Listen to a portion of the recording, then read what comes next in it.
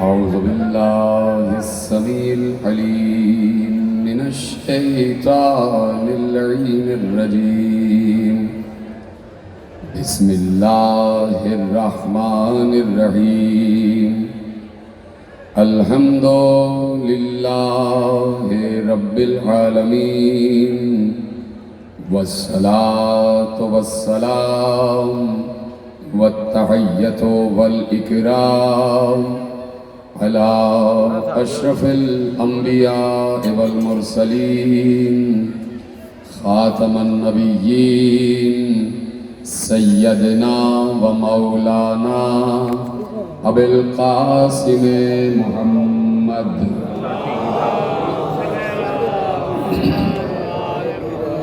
وأهل بيته الطيبين الطاهرين المعصومين المظلومين المنتخبين المنتجبين الذين أذهب الله عنهم الرجس وطهرهم تطهيرا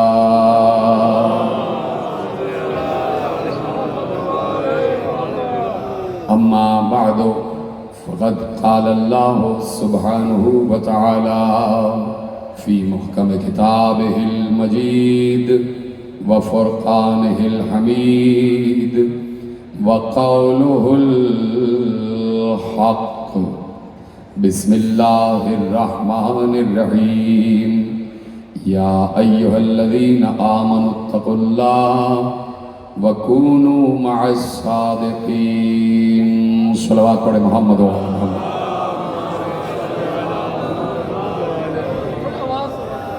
کل میں کہا آواز بڑھائیے اس کی صلوات پڑھے مل کے بعض اگلا درود پڑھے محمد و آل محمد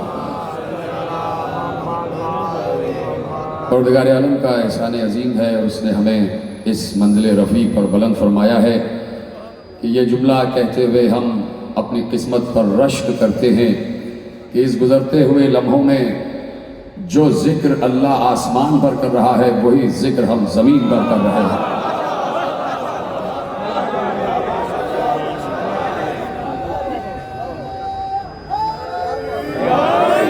اللہ کبھی بھی ایک لمحے کے لیے بھی ذکر محمد و آل محمد چھوڑتا نہیں ہے اس کی یہاں تسلسل ہے مصطفیٰ کے تذکرے میں ہم انتظار کرتے ہیں کہ کوئی آئے درود پڑھے تو ہم درود پڑھیں وہ مسلسل درود پڑھ رہا ہے وہ مسلسل ذکر محمد و آل محمد کر رہا ہے اب یہ پوچھا جائے کہ ذکر جب کوئی پوچھے توجہ جملہ آپ کے حوالے کر رہا ہوں اگر کوئی یہ پوچھے کہ مصطفیٰ کب سے ہیں مصطفیٰ کب سے ہیں تو اس سے یہ پوچھو کہ درود کب سے ہے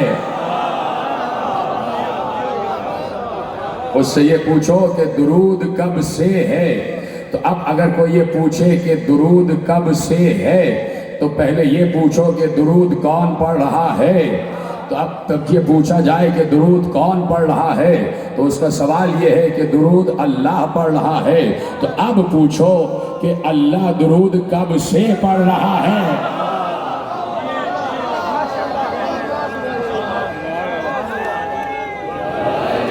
اب یہ پوچھو کہ اللہ درود کب سے پڑھ رہا ہے تو اللہ کے لیے لفظ کب تو استعمال ہی نہیں ہوتا وہ تو لا زمان ہے وہ تو لا مکان ہے وہ جب سے ہے جملہ سمجھ میں آ جائے تو بتائیے گا اس جملے کو سمجھنے کے لیے کسی مسلک کا ہونے والے کی ضرورت نہیں ہے نہ شیعہ ہونے کی ضرورت ہے نہ سنی ہونے کی ضرورت ہے نہ وہابی ہونے کی ضرورت ہے نہ اہل حدیث ہونے کی ضرورت ہے اس جملے کو سمجھنے کے لیے عقل والا ہونے کی ضرورت ہے اللہ لا مکان ہے لا زمان ہے اللہ درود پڑھ رہا ہے صیغہ ہے مضارع کا یصلون اللہ درود پڑھ رہا ہے اور پڑھتا رہے گا تو اللہ لا زمان ہے لا مکان ہے اگر پوچھا جائے کہ اللہ کب سے درود پڑھ رہا ہے تو جواب ایک ہی ہوگا جب سے اللہ ہے تب سے درود پڑھ رہا ہے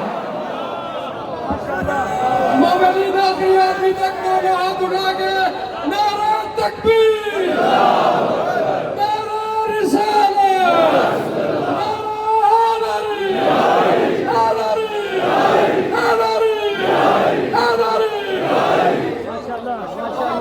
توجہ ہے؟ یہ ساری محنت مجمع کی وہ کر رہے ہیں جو اس جالی سے باہر ہیں. یہ جالی کے اندر کے وی آئی پی لوگ بیٹھے ہو، تم لوگ کیوں بیٹھے ہو یہاں آ کے؟ ایک ایک آدمی بولے میرے ساتھ، کتنے لوگ بیٹھے ہیں؟ سب سے پہلے آپ کو بولنا ہے.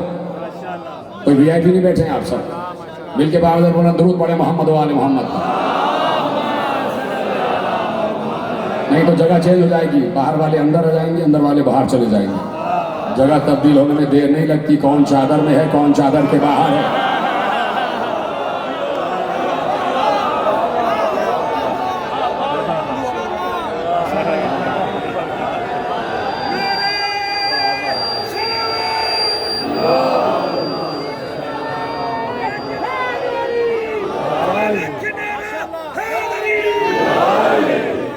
توجہ ہے سب کی؟ اللہ اللہ کہہ دینے سے اللہ سمجھ میں نہیں آ جاتا. پہلے اللہ کی الف کو سمجھو. جملہ دوں، اللہ کی الف کو سمجھنے کے لیے بسم اللہ کی بے سمجھنا ضروری ہے.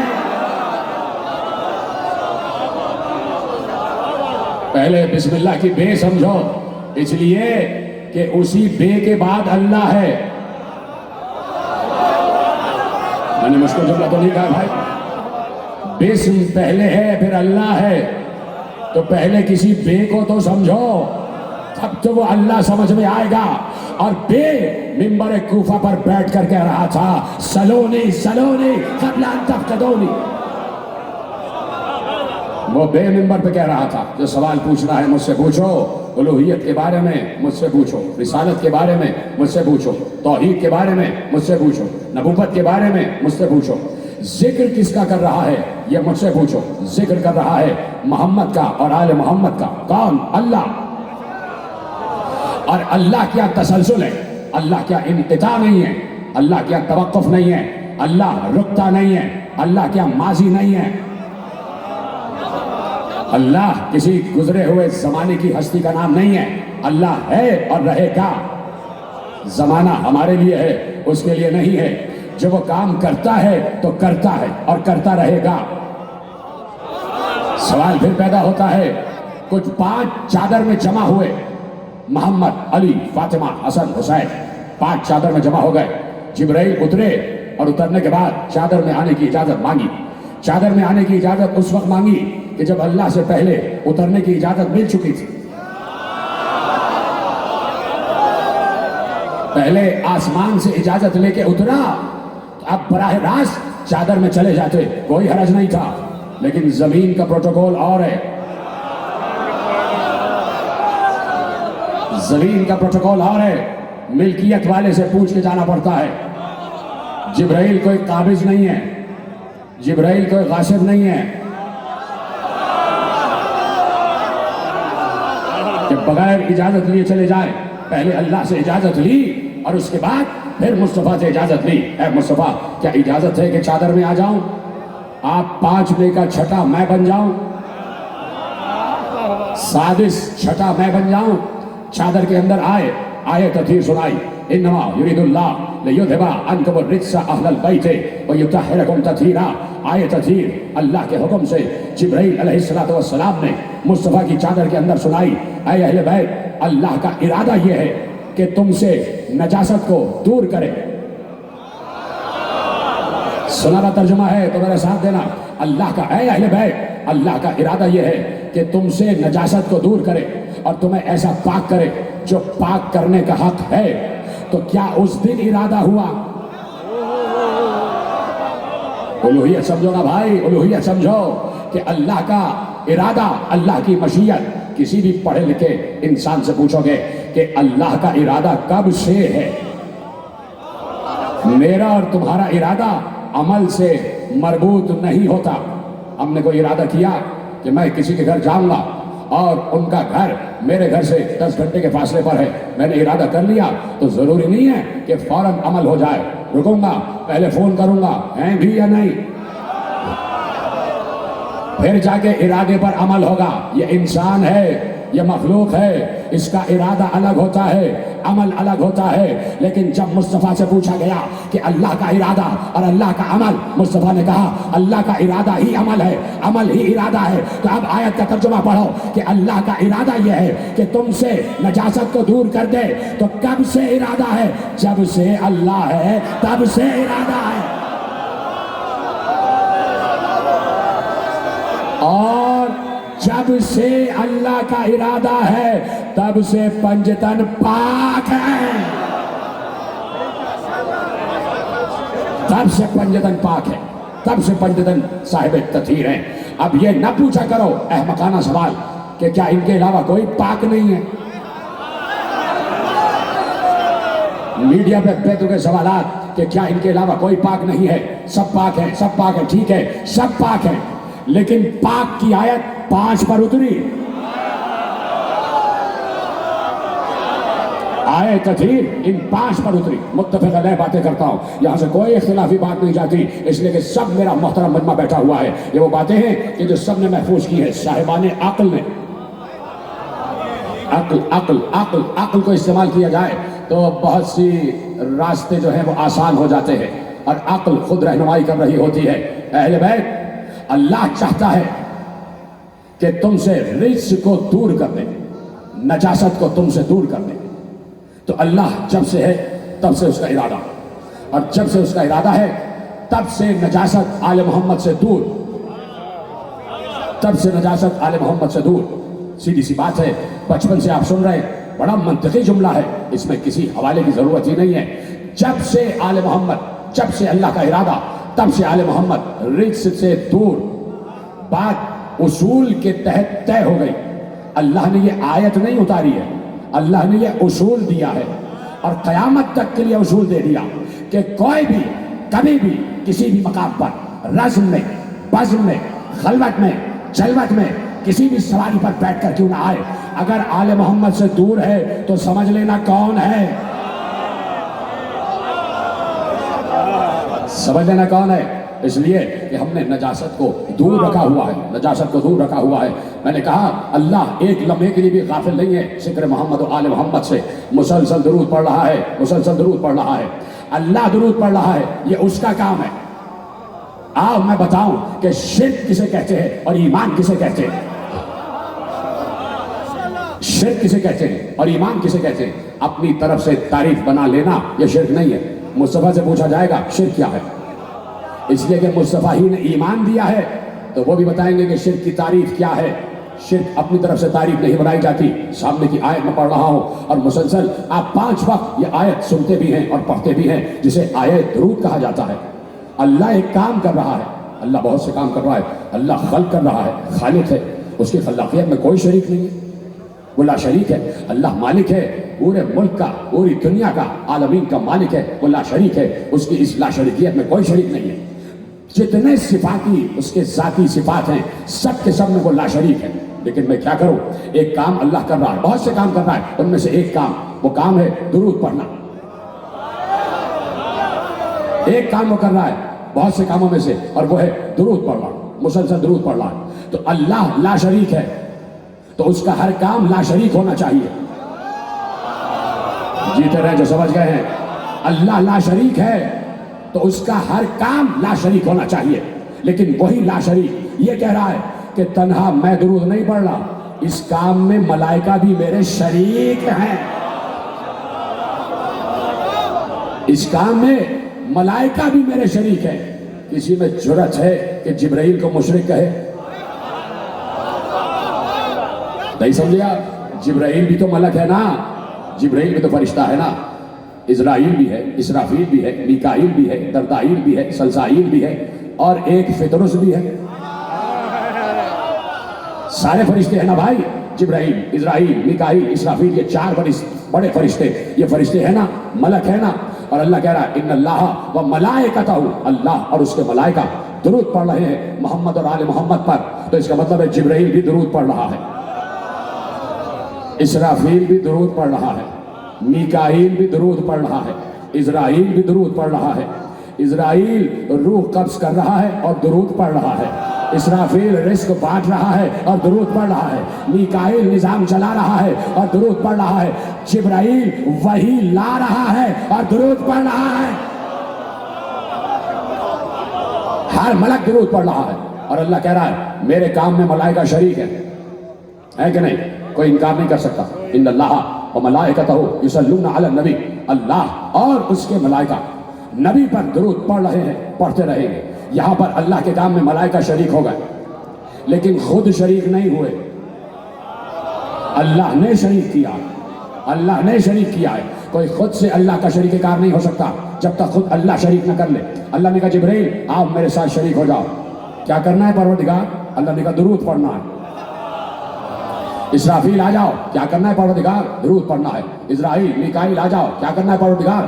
درود پڑھنا ہے۔ چاروں ملائکہ، بڑے ملائکہ اللہ کے ساتھ شریک درود ہو گئے۔ کسی کی مجال نہیں کہ جبرائیل کو مشرک کہے، اسرائیل کو مشرک کہے۔ اسرائیل کو اگر مشرک کہہ دیا تو بڑی پرابلم ہو جائے گی، وہی تو روح قبض کرنے آ رہا ہے نا، وہی تو روح قبض کرنے آ رہا ہے۔ نہ کوئی اسرائیل کو مشرک کہے، نہ کوئی میکائیل کو، نہ اسرافیل کو، اس لیے کہ اللہ نے انہیں اپنے کام میں شریک کر لیا۔ لیکن یہاں اللہ صرف ان کا ہی شریک نہیں، اللہ نے انہیں ہی شریک نہیں کیا۔ ایک بار کہا میں اور میرے ملائکہ درود پڑھتے ہیں تو اے ایمان والو تم بھی میرے ساتھ شریک ہو جاؤ۔ اے ایمان والو، بڑی اہم ترین منزل پر لے کے آگے آپ کو، زیادہ طویل گفتگو نہیں ہے اور جملہ آپ کے حوالے کر رہا ہوں۔ یا ایھا الذین آمنو، اے وہ لوگوں جو ایمان والے ہو، اے ایمان والو تم درود پڑھو۔ یہ کیوں نہ کہا کہ اے اسلام والو تم درود پڑھو؟ ایسا میرے ساتھ جہاں جہاں آخری آدمی تک، یہ کیوں نہ کہا یا ایھا الذین اسلموا؟ یہ کیوں نہ کہا اے اسلام والو تم درود پڑھو؟ کوئی کہہ سکتا ہے یہ کیا آپ نے کہا، کیا اسلام والا اور ایمان والا الگ ہے؟ میں کہوں گا اگر آپ نے قرآن ٹھہر ٹھہر کر پڑھا ہوتا تو یہ سوال نہ کرتے، اس لیے کہ قرآن نے کہا ہے کہ اسلام والا الگ ہے، ایمان والا الگ ہے۔ جب قرآن ڈویژن قائم کر دے، قرآن تقسیم قائم کر دے تو کسی کی جرات نہیں ہونی چاہیے قرآن کے اوپر بات کرنے کی۔ قرآن نے کہا اسلام والا الگ ہے، ایمان والا الگ ہے، جب قرآن فیصلہ کر دے تو یہی فیصلہ ہوتا ہے۔ سورہ حجرات میں اللہ نے ارشاد فرما دیا، سنی ہوئی آیت 55 سے آپ سن رہے ہیں، وَقَالَتِ الْأَعْرَابُ آمَنَّا قُل لَّمْ تُؤْمِنُوا وَلَٰكِن قُولُوا أَسْلَمْنَا وَلَمَّا يَدْخُلِ الْإِيمَانُ فِي قُلُوبِكُمْ۔ اے میرے نبی، یہ دیہاتی عرب، یہ بدو آپ کے پاس آ کے کہتے ہیں کہ ہم ایمان لے آئے، ہم ایمان لے آئے۔ آپ ان سے کہیے کہ او عرب کے بدوؤں، تم یہ نہ کہو کہ تم ایمان لائے، تم یہ کہو کہ تم اسلام لائے۔ ارے ایمان جو ابھی تمہارے دل میں داخل بھی نہیں ہوا۔ یہی سے پتا چلا کہ اسلام والا الگ، ایمان والا الگ۔ ایمان میں اسلام شامل، پریشان تو نہیں ہو گئے؟ اور ضروری نہیں کہ اسلام میں ایمان بھی شامل ہو، اس لیے کہ اللہ کہہ چکا کہ تم لائے ہو اسلام اور کہہ رہے ہو ایمان، لائے ہو اسلام اور کہہ رہے ہو ایمان۔ اللہ کہہ رہا ہے کہ اس وقت تک ہم کسی کا اسلام قبول نہیں کریں گے جب تک وہ اسلام اس کے دل میں نہ داخل ہو جائے، جب تک وہ اسلام اس کے دل میں نہ داخل ہو جائے۔ ہمیں زبانی اسلام نہیں چاہیے، ہمیں قلبی اسلام چاہیے، قلبی اسلام۔ اور جب اسلام قلب میں اترتا ہے تو پھر اسلام کا نام ایمان ہو جاتا ہے۔ اتنی مشکل بات نہیں کی ہے میں نے۔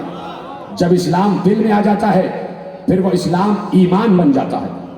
اب اس جملے پر غور کرو کہ جہاں اللہ نے کہا اے ایمان والو تم میرے ساتھ درود پڑھو، یعنی میری بات اگر سمجھ میں آ جائے تو بتا دیجئے گا، نہ آئے تو میں آپ سے معافی مانگتا ہوں پہلے سے۔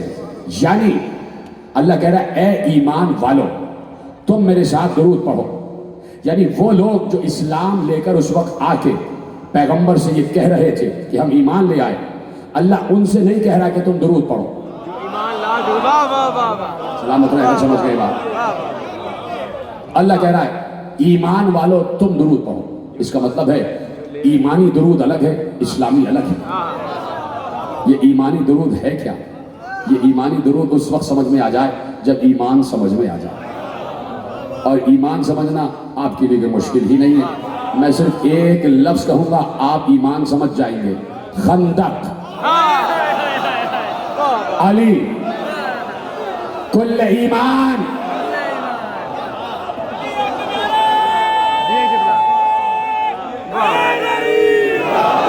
علی کی بادشاہی ہے، علی اس میں الہی ہے، ہر ایک میدان میں تولا، سبحان دل بولا. علی مولا، علی مولا، علی مولا. توجہ فرما رہے ہیں؟ آگے بڑھائی جائے بات ہے میرے ساتھ. خندق میں پیغمبر نے کہا کہ کل ایمان جا رہا ہے کل کفر کے مقابل، اور جا رہا تھا ابو طالب کا بیٹا علی. پیغمبر نے کہہ دیا ایمان علی ہے اور علی ایمان ہے. علی کسی کی ذاتی جاگیر نہیں ہے، پہلے تو یہ بات طے ہو جائے. علی صرف شیعوں کی ملکیت نہیں ہے، علی عالم اسلام کے ہر فرقے کی ملکیت ہے. اس لیے کوئی یہاں احساس کمتری کا شکار نہ ہو. اس لیے کہ اب جو میں جملہ کہنے جا رہا ہوں کوئی انفیریورٹی کمپلیکس کا شکار نہ ہو جائے.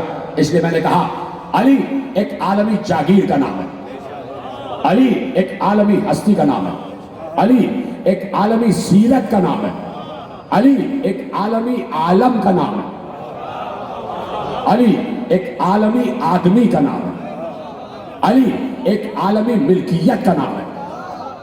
علی سب جگہ جا سکتا ہے، علی کو ہر کوئی پا سکتا ہے.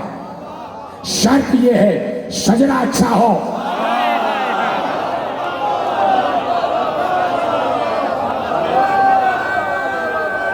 علی برائے خوشنودیے مولا کائنات امیر المومنین علی علیہ السلام بآواز بلند صلوات.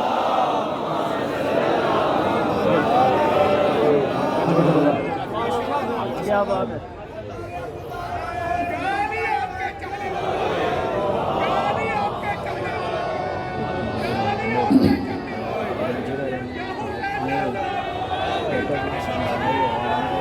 صلوات پڑھے محمد و آل محمد پر، مل کے باواز بولا. بات آگے بڑھائی جائے. خدا کا شکر ہے کہ سب بیٹھے. میں نے کہا نا کہ علی عالمی ملکیت کا نام ہے. آواز آ رہی ہے سب کو؟ ماشاءاللہ. آواز آ رہی ہے. صلوات پڑھے باواز بولا محمد و آل محمد پر. علی ایک گلوبل شخصیت کا نام ہے، علی عالمی ملکیت کا نام ہے، علی سب کے حصے میں آیا ہے. علی صرف شیعوں کی ملکیت نہیں، علی صرف چاہنے والوں کی ملکیت نہیں، علی اہل سنت کی بھی ملکیت ہے، اہل حدیث کی بھی ملکیت ہے. جو چاہے علی کو اپنا لے.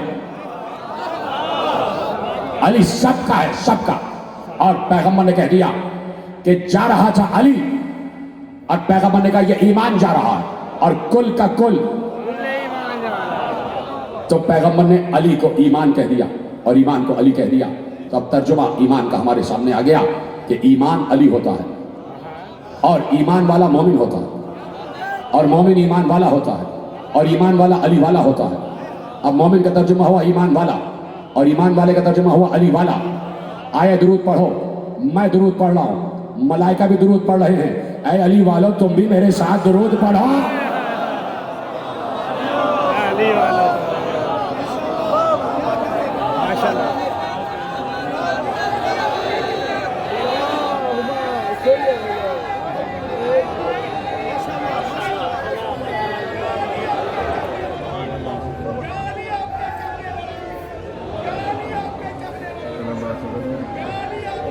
توجہ فرمائی آپ نے. علی جس دل پاکیزہ کو دیکھے اتر جائے. اپناؤ علی کو، اس لیے کہ اللہ کے محبوب نے علی کو اپنایا ہوا ہے.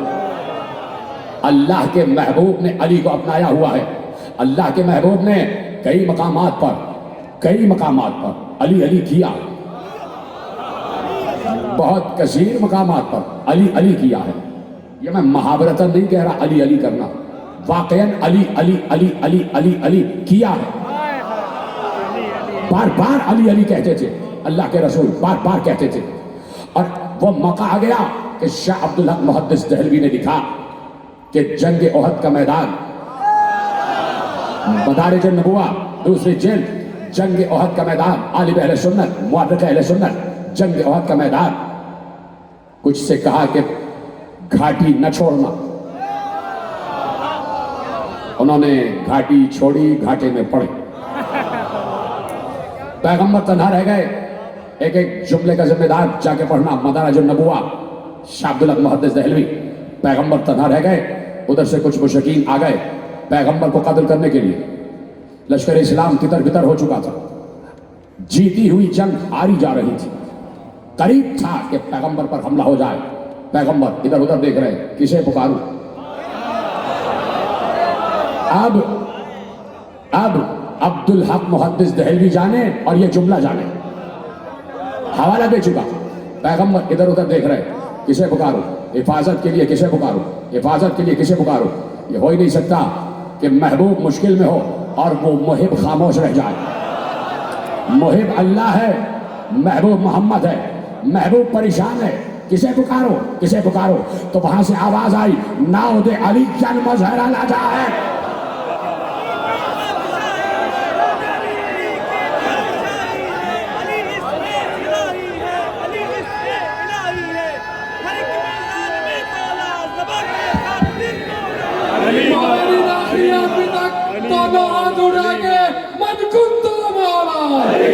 جبریل کا مولا، بوزر کا مولا، کمبر کا مولا، تمت کلندر، تمت کلندر، تمت کلندر، نعرہ حیدری۔